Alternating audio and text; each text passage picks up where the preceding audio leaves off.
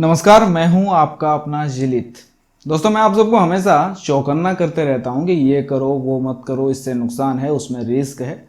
तो मुझे लगता है कि कहीं ना कहीं मैं आप सबको जाने या अनजाने में एक दुख दे जाता हूं। तो मेरा फर्ज बनता है कि आप सबको थोड़ी खुशी भी देनी चाहिए। इसलिए मैं आपके लिए आज एक बहुत बड़ी खुशखबरी लाया हूं। ये उन तमाम बदनसीब लोगों के लिए खुशखबरी है जो ऑनलाइन शॉपिंग करने के बाद उनको लगता है कि उनके साथ बुरा हुआ है या कोई सामान खरीदने के बाद उनके साथ गलत हुआ है। जी हाँ दोस्तों, 2019 के नए कंज्यूमर प्रोटेक्शन बिल में ग्राहकों के हित में बहुत बड़े बड़े फैसले लिए गए हैं।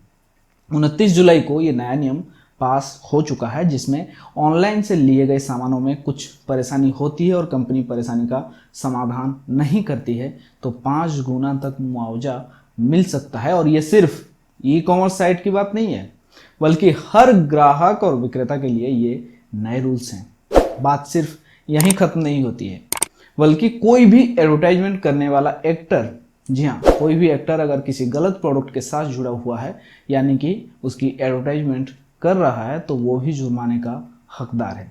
तो आइए जानते हैं सरल भाषा में कि आखिर क्या क्या है ये नए रूल्स।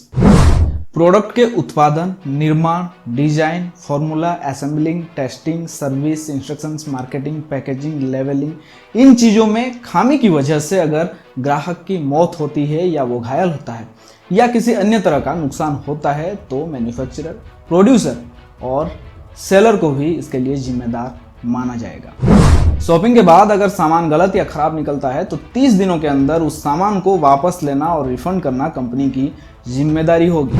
अगर कोई कस्टमर किसी सामान को लेकर शिकायत करता है तो ऐसे में डिस्ट्रिक्ट कंज्यूमर फोरम या स्टेट कंज्यूमर फोरम ग्राहक के हित में अगर फैसला सुनाती है तो कंपनी नेशनल कंज्यूमर फोरम में अपील नहीं कर सकेगी। जी हाँ, नहीं होगी नेशनल कंज्यूमर फोरम में अपील। नए कानून में कस्टमर्स को ऑनलाइन शिकायत दर्ज कराने का भी अधिकार दिया गया है। ऑनलाइन शिकायत दर्ज कराने के बाद उपभोक्ता अपनी नज़दीकी उपभोक्ता अदालत जा सकता है और उपभोक्ता वीडियो कॉन्फ्रेंसिंग से भी सुनवाई में शामिल हो सकता है अगर वो नहीं आ पाता है खुद तो। अब कोई भी कंपनी किसी भी कस्टमर की बिना इजाज़त के उससे उसकी डेटा नहीं ले सकती, और इजाज़त के बाद भी अगर डेटा लेती है तो कस्टमर को बताना पड़ेगा कि उसकी डेटा का कहाँ और क्या इस्तेमाल होने वाला है। मैन्युफैक्चरर के अलावा किसी सामान का प्रचार करने वाले सेलिब्रिटीज़ की जिम्मेदारी तक तय की गई है। मिसलीडिंग यानी कि भ्रामक या ग्राहकों को नुकसान पहुंचाने वाले विज्ञापन करने पर मैन्युफैक्चरर को 2 साल की जेल और 10 लाख रुपए तक जुर्माना हो सकता है।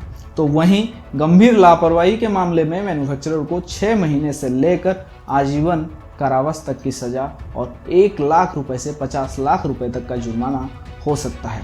और रही बात सेलिब्रिटीज़ की, तो उनको जेल नहीं होगा और उनसे जुर्माना जरूर वसूला जाएगा। और इस नए बिल में पहली बार कंपोजिट सप्लाई या बंडल सर्विसेज का भी प्रावधान किया गया है। इसका मतलब है कि अगर कोई ऑनलाइन सर्विस यात्रा टिकट के साथ होटल में ठहरने और ट्रैवल की सुविधा प्रदान करा रहा है तो उससे सभी सेवाओं के लिए जिम्मेदार ठहराया जा सकता है।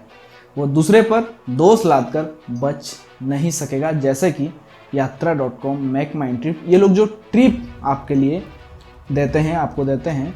अब इस ट्रिप के दौरान आप होटल में ठहरते हैं, बाहर कहीं खाना खाते हैं, कहीं घूमने जाते हैं, तो इन सारी चीज़ों में अगर कहीं भी आपको किसी भी तरह की परेशानी होती है तो उसकी जिम्मेदारी सिर्फ और सिर्फ इस वेबसाइट की होगी जहां से आपने ट्रिप अपना बुक कराया था। और हाँ, कोई झूठी शिकायत भी अब नहीं कर सकता है।